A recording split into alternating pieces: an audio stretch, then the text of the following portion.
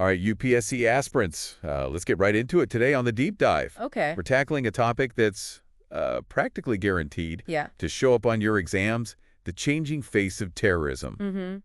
We've been digging into some insightful reports from the Hindu. Right. And trust me, the landscape is way more complex than your average news headline. For sure. Ready to dive in? Absolutely. What's fascinating is how terrorism it is evolving in some pretty dramatic ways. We need to unpack these changes, especially what they mean for India's security. Okay, so one thing that really jumped out from the reports was this idea of unpredictability. Okay. Remember back in the day, there was this assumption that terror groups wouldn't go for full-scale wars. The thinking was that they'd stick to smaller, more targeted attacks to avoid direct confrontation with powerful states. And then comes 2023 with Hamas's attack on Israel. That totally blew that old assumption out of the water. It really drove home the point that the landscape is shifting under our feet. Exactly. The Hamas attack showed us that these groups can and will engage in major conflicts. But it's not just about large-scale wars. The reemergence of groups like Hamas and even Hayat Tahrir al-Sham, that's HTS for short, a powerful group that emerged from the Syrian conflict, makes it incredibly difficult to predict where the next threat will come from. It's almost like trying to predict an earthquake, right? You just never know where the next fault line is going to rupture. And speaking of shifting landscapes, the source material also mentioned state-sponsored terrorism. Syria and Afghanistan are now essentially run by terrorist groups. Wow. What does that tell us about the changing dynamics of power? This is where it gets really interesting. It points to a disturbing trend, the potential legitimization of terror infrastructure. When states become havens for these groups, it gives them resources, a base of operations, and even a veneer of legitimacy. Oh, wow. And that can have ripple effects across the globe. So not only are these actors becoming less predictable, but they're also gaining more power and support in certain parts of the world. And to make matters worse, groups like ISIS-K are expanding their reach into South Asia. Precisely. And this expansion brings us to a crucial question for India. How can we prepare for a more complex and unpredictable threat landscape? We need to understand not just who these actors are, but also how their methods are changing. Okay, so we've got unpredictable actors, growing state sponsorship, and expanding geographical reach. But what about the tactics themselves? Are those evolving as well? Absolutely. Terrorism is no longer just about large-scale attacks designed to grab headlines. We're seeing a rise in unconventional tactics. Like what? Things like vehicle ramming, lone wolf attacks using readily available weapons, and even cyber terrorism. The source material mentioned drones, which seems like a whole new level of sophistication. That's pretty terrifying, honestly. It is a significant development. Think back to the 2019 Houthi drone attack on Saudi Aramco's oil facilities. It demonstrated how accessible technology can be weaponized for maximum impact. Drones 3D printing for creating weapons. Wow. The dark web for communication and coordination. Oh, gosh. These are force multipliers for terrorist groups, allowing them to punch above their weight. It's unsettling how quickly they're adapting and innovating. It is. What's driving this evolution in tactics and technology? There are a number of factors at play. Weakened global governance is a big one.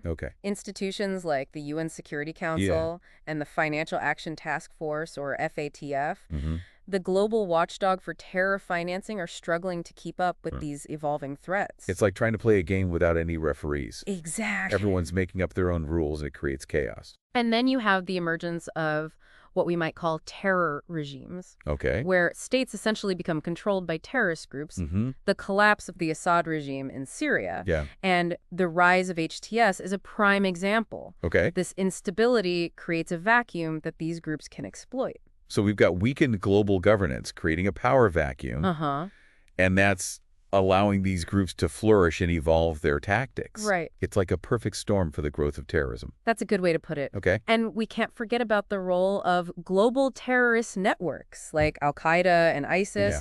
Increased globalization has facilitated the movement of people money and weapons across borders, giving these groups a presence far beyond their traditional strongholds. It's almost like a virus spreading through a network. The more interconnected we become, the faster it can travel and adapt. Exactly. But there's another shift that I found particularly interesting in the reports. Okay. The shift in motivations, it's not just about political goals anymore, right? That's right. We're seeing a much more diverse range of motivations driving terrorist acts these days. There's a rise in religiously motivated terrorism fueled by extremist interpretations of faith. Right. We also see the growing threat of ideologies like white supremacy and even personal grievances driving violence. Wow. It's a very mixed bag. So it's not just about understanding their tactics and resources. Right. We also need to delve into their belief systems. Yeah. Which can be incredibly complex and varied. Precisely. And then there's the issue of proxy warfare,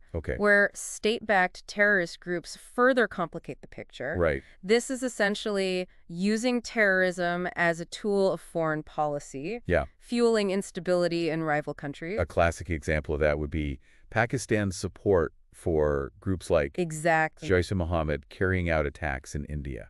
So you can see it's a multifaceted problem with interconnected factors. Right?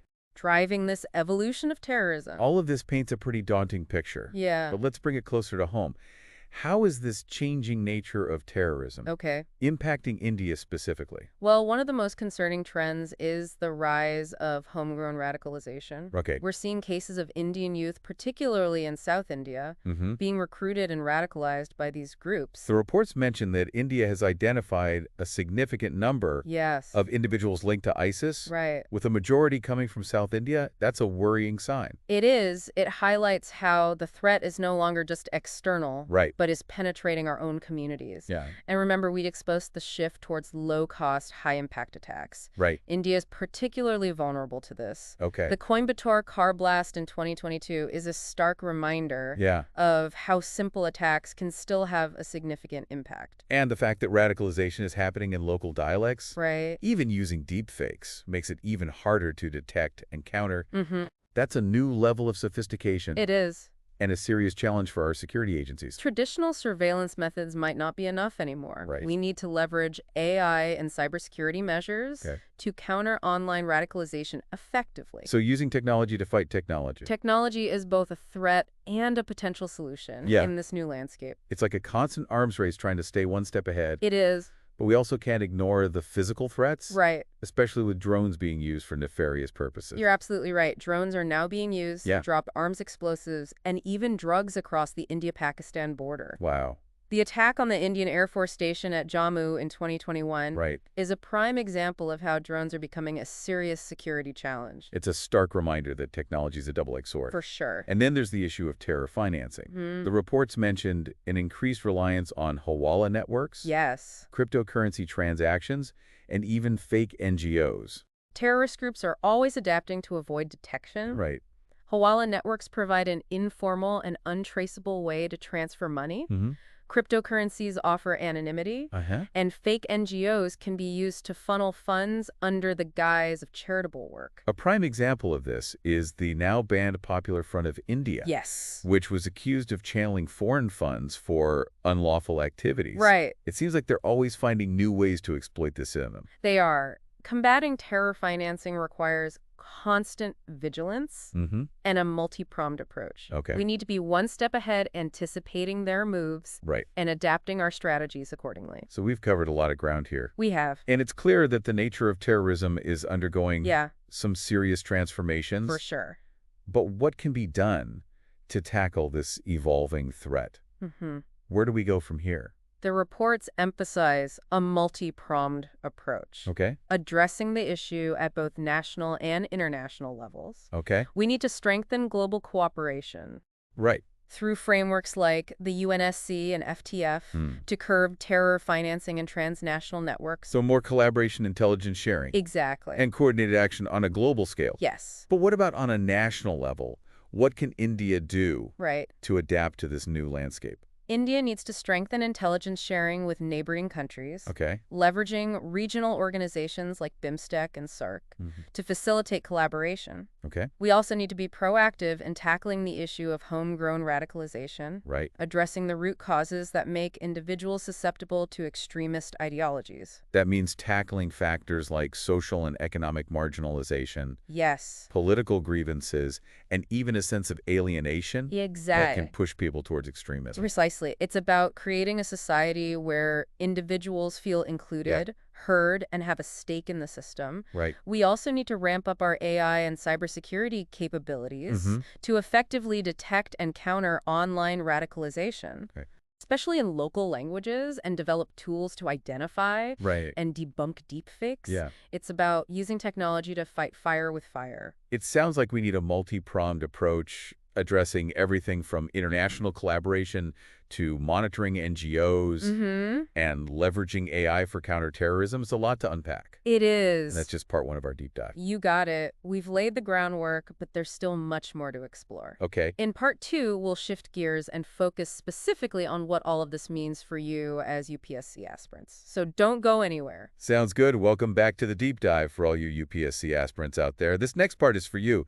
We spent the first part unpacking the evolving nature of terrorism, and now we're going to connect the dots and show you exactly how this all plays into your exam prep. You got it. Understanding these trends is not just about staying informed. It's about demonstrating a deep analytical understanding of the challenges facing India and the world. Right. That's what the UPSC examiners are looking for. So let's break it down first and foremost. Yeah. You need a solid grasp of the theoretical foundations. Okay. That means definitions of terrorism. Right. The historical evolution of terror groups. And those key terms like state-sponsored terrorism, cross-border terrorism, and cyber-terrorism. Don't forget those international conventions and organizations. Oh, right. The UPSC loves to test your knowledge on things like the UN Global Counterterrorism Strategy and, of course, the Financial Action Task Force. Yeah. Or FRACHIF, which we talked about earlier. You need to know those like the back of your hand. Yes, you do. But it's not enough to just rattle off definitions and acronyms. Right. The UPSC wants to see you apply this knowledge Yeah. to real-world scenarios. Think about it like this. Okay. They're going to throw you a curveball.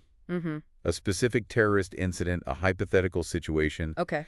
And you need to be ready to analyze the heck out of it. Exactly. Let's say you're asked about the 2023 Hamas attack on Israel. Yeah. You need to go beyond just recounting the events. Right. Discuss its implications for regional stability. Right. The Israeli-Palestinian peace process. Right. And how it impacts India's foreign policy. Here's a pro tip. The UPSC loves to see you connect the dots. Oh, yeah. Between seemingly disparate issues. Okay. So be prepared to discuss the links between terrorism and globalization, religious extremism, geopolitical rivalries, and even technological advancements. Right. A complex problem, like terrorism doesn't exist in a vacuum. Right. It's interwoven with all sorts of other global and regional dynamic. Okay. And speaking of technology, that's a huge one for the UPSC. Right. You need to show them that you understand how terrorists are exploiting new technologies to enhance their capabilities and Great. So drones, social media encryption. Yes. These are tools of the trade for modern terrorist groups. You need to be ready to discuss the challenges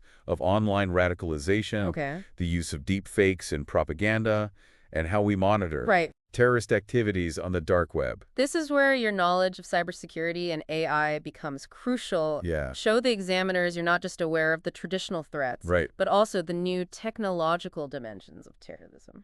Okay. Now let's talk about counterterrorism strategies. Yeah. Another critical area for your exam prep. Okay. You need to be well-versed in both national and international efforts. So at the national level, that means knowing India's key counterterrorism laws, like the UAPA and the NIA Acts. Right. You also need to understand the various intelligence agencies involved in counterterrorism operations.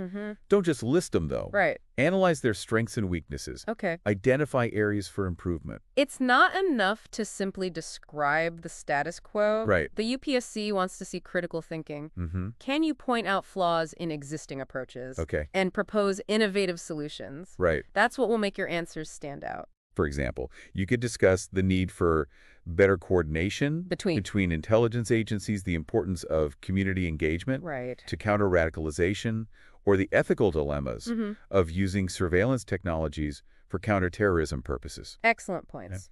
And at the international level, you need to be aware of the role of institutions like the UN, the FATF, and regional organizations in combating terrorism.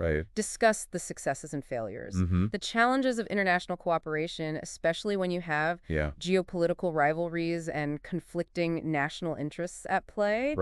It's complicated stuff. Remember, the UPSC exams aren't about providing simplistic solutions. No, they're not. They're about demonstrating a nuanced understanding of the challenges and proposing well-informed, realistic solutions. Absolutely. Now let's shift gears and talk about a critical aspect of understanding terrorism motivation. As we discussed earlier, it's not as simple as just political goals anymore. You need to analyze the role of religious extremism, identity politics, and even personal grievances in driving terrorist acts. Go beyond the headlines and delve into the ideological frameworks of these movements. And while you're at it, think about this. Okay. How can we effectively counter these diverse and evolving ideologies? That's the question, isn't it? Is it about tackling socioeconomic inequalities? Is it about promoting interfaith dialogue and understanding? Is it about developing more sophisticated counter-messaging strategies online? These are the kinds of questions that will help you go deeper and demonstrate that you can think critically about solutions. Remember, the UPSC is not looking for textbook regurgitation. They're looking for insightful analysis and fresh perspectives. So we've talked theory, strategy, motivation. We have. Feeling a little overwhelmed. It's a lot to take in. All right, we're going to get practical in the next part of our deep dive. We'll be taking a look at specific case studies that will help you put all of this knowledge into action. It's like a training ground for your UPSC answers, so stay tuned. Welcome back to the Deep Dive UPSC aspirants. We've spent the last two parts dissecting the evolving nature of terrorism, from its shifting motivations to the role of technology in counterterrorism strategies. Now it's time to put all that knowledge to work. That's right. The UPSC isn't just about knowing the facts. It's about applying your understanding to real-world situations. And what better way to do that than through case studies? Think of them as mini laboratories for testing your analytical skills and showcasing your depth of knowledge. So let's dive into a couple of case studies. Okay. I can help you craft those killer answers for your UPSC exams. Sounds good.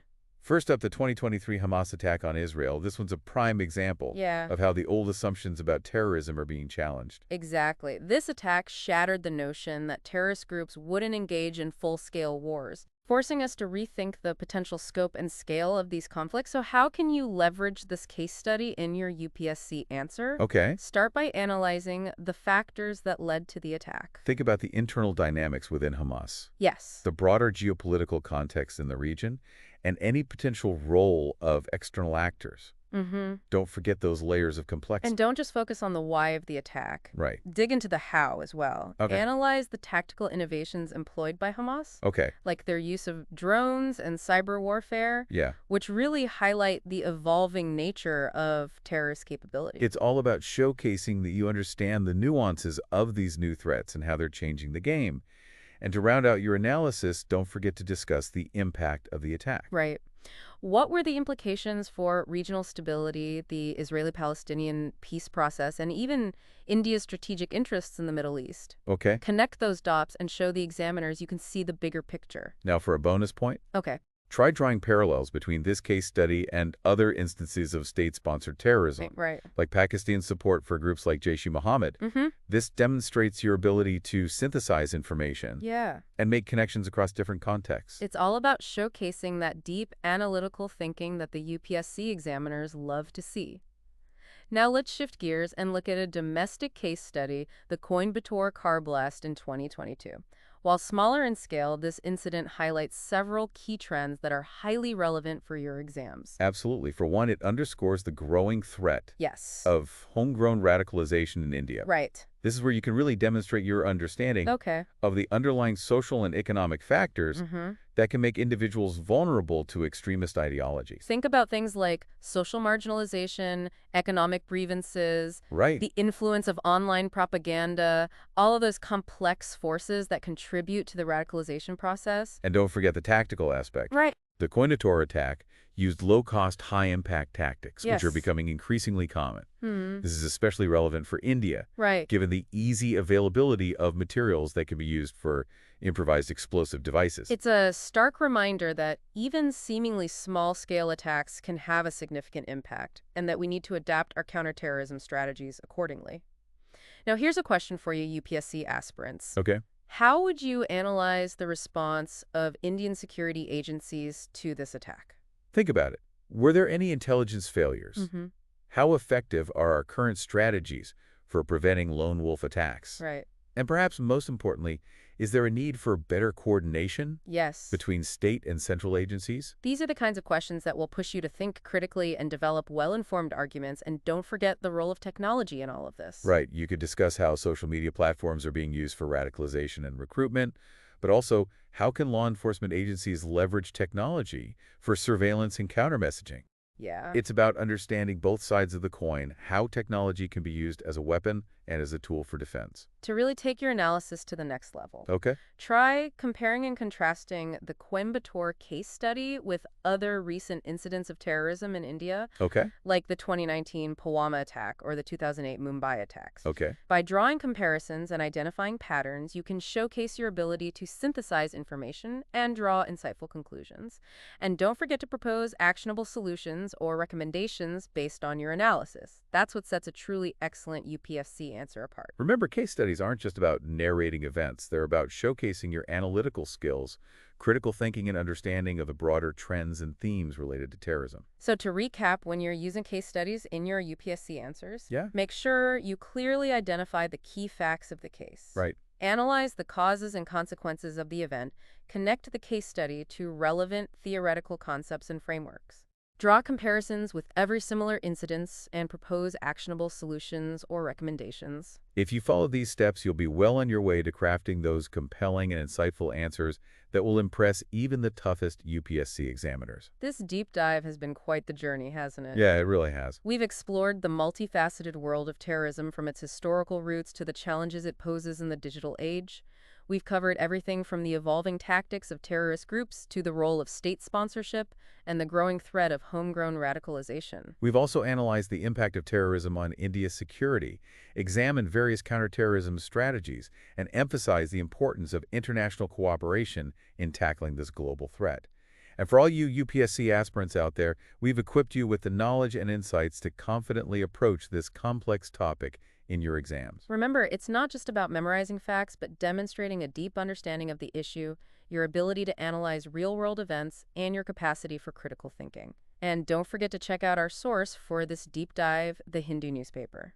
Keep those brains engaged. Folks, read articles, watch documentaries, and stay informed about the issues that shape our world. Absolutely. We hope you found this deep dive insightful and engaging. Don't forget to like, subscribe, and leave a comment below if you have any questions or want to delve deeper into any specific aspect.